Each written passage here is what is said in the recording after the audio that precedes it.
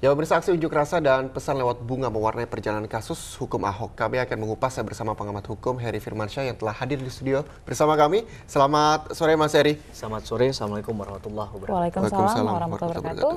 Nah, kita sudah lihat bahwa hari ini ada aksi 55 dan kemarin juga ini sempat ada aksi karangan bunga begitu. Betul. Yang disebar di beberapa lokasi umum seperti di Mabes Polri, kemudian ada di Balai Kota, dan ada juga 3 karangan bunga yang ada di Istana. Tanggapan Anda, apakah ada kaitannya dengan aksi 55 dengan karangan bunga?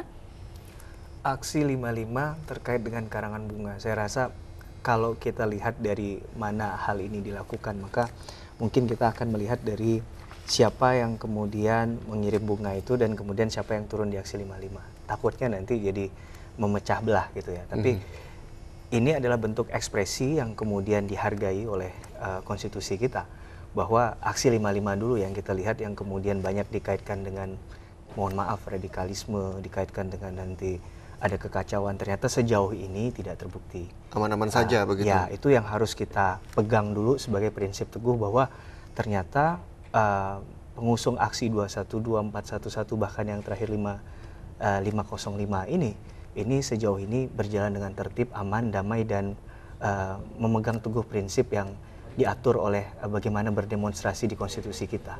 Bahwa orang berdemonstrasi itu boleh-boleh saja dilakukan dalam konteks ketatanegaraan, dalam konteks konstitusi. Karena itu prinsip kebebasan mengekspresikan pikiran, lisan, dan tulisan dan sebagainya yang ditetapkan oleh undang-undang tadi. Kemudian yang paling penting adalah ketika menjalankan proses tadi, itu tidak mengganggu hak dari orang lain. Orang lain juga punya kebebasan. Maka yang paling kita pesankan kepada setiap aksi demonstrasi yang dilakukan, khususnya catatan kita di 505 ini adalah tidak adanya pemaksaan untuk turun aksi.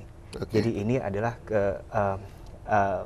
niatan yang hadir dari lubuk hati yang paling dalam dari masing-masing individu.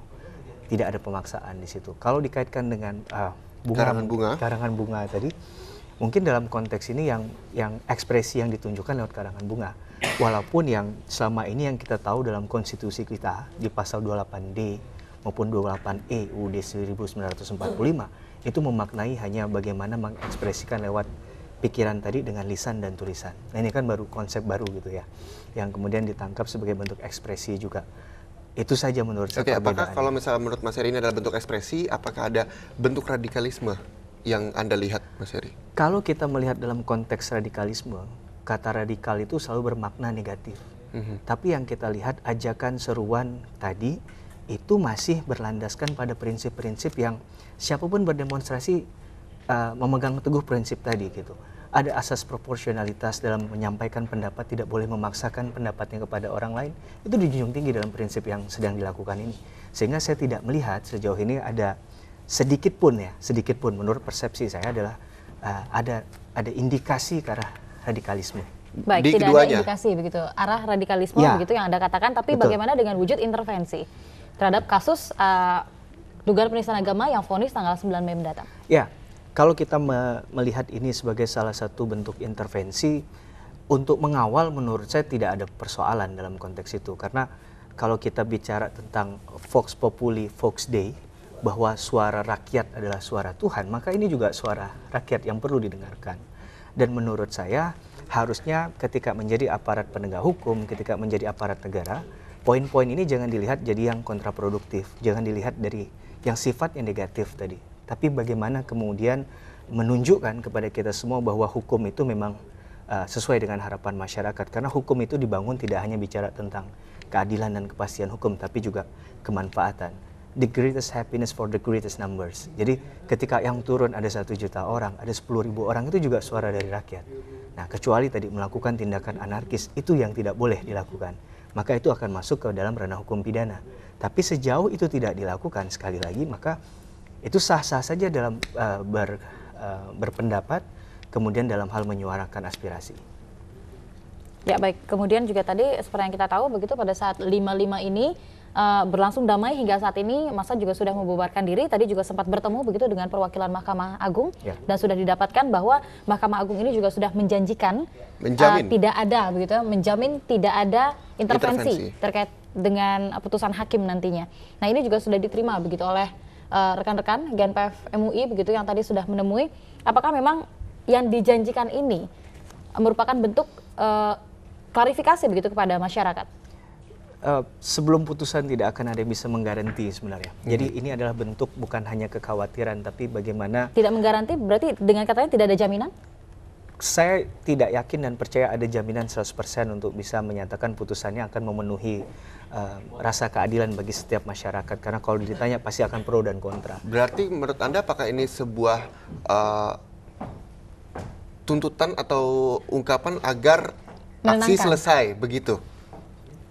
Ya, kalau kita lihat kemarin kan ekspektasi publik begitu luar biasa ketika kemudian menyatakan bahwa menurut saya terlalu dini juga ketika menyatakan kasus ini akan sesuai dengan harapan ketika dilaporkan.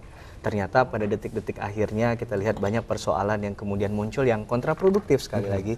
Karena penundaan dari penuntutan, pembacaan tuntutan itu yang menurut saya sebagai salah satu sinyalemen awal. Jadi tidak ada aksi tanpa reaksi. Turunnya maksa kemudian kembali mendatangi katakanlah ke tempat-tempat yang sentral tadi, khususnya ke Mahkamah Agung sekarang ini, juga harus dilihat dari perspektif tadi. Tidak ada aksi tanpa reaksi. Ketika ada penundaan, kemudian pasal yang dikenakan misalnya jauh panggang daripada api yang sebenarnya kemarin diharapkan adalah 156A, karena konteks ini lebih terang benderang ke arah penodaan agamanya. Baik. Tapi yang kemudian disorot adalah pasal 156. Sedangkan tuntutan dari jaksa kemudian adalah bentuknya percobaan. Jadi banyak hal yang kemudian mendasari hal ihwal mengapa akhirnya terjadi lagi turunnya aksi massa ke jalan. Yang penting tadi bagi saya adalah tidak melakukan tindakan yang vandalisme, yang fatal, yang radikal tadi. Selama itu masih dalam koridor yang tepat menurut saya, tidak ada halangan bagi siapapun, bukan hanya bagi Aksi 505. Berikutnya ada aksi massa yang lain, asal dijalankan dengan tertib. Ini adalah bagaimana kita berdemokrasi. Ini cara kita melihat dari sudut pandang Bhinneka Tunggal Ika tadi, bahwa pendapat itu boleh berbeda, tapi satu untuk Indonesia yang lebih baik ke depan. Baik, untuk Aksi 55 kita lihat bahwa peserta aksi memang ada, begitu real, turun ke lapangan dan menyuarakan aspirasi mereka. Namun kemarin yang sempat dibahas oleh Ketua PP Pemuda Muhammadiyah begitu ya, yang dikatakan bahwa untuk karangan bunga ini masih dipertanyakan karena banyak pengirim yang anonimus. Betul.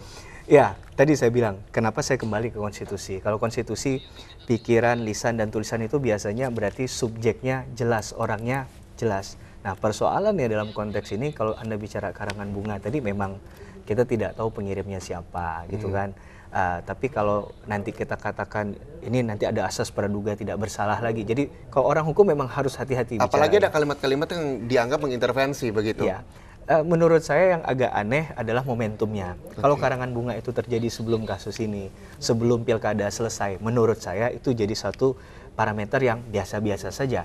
Tapi menjadi luar biasa dia ketika ada momentum setelah pilkada, setelah putusan itu kemudian jelang ada vonis. Ya, jelang vonis dan lain sebagainya. Karena kalau karangan biasa itu kan biasanya selamat dan sukses gitu ya, yang kalimat yang umum gitu digunakan. Sedangkan isi konten dari karangan bunga ini sudah merujuk pada bisa dikatakan agenda tertentu. Semakin hari-hari belakangan ini kita perhatikan.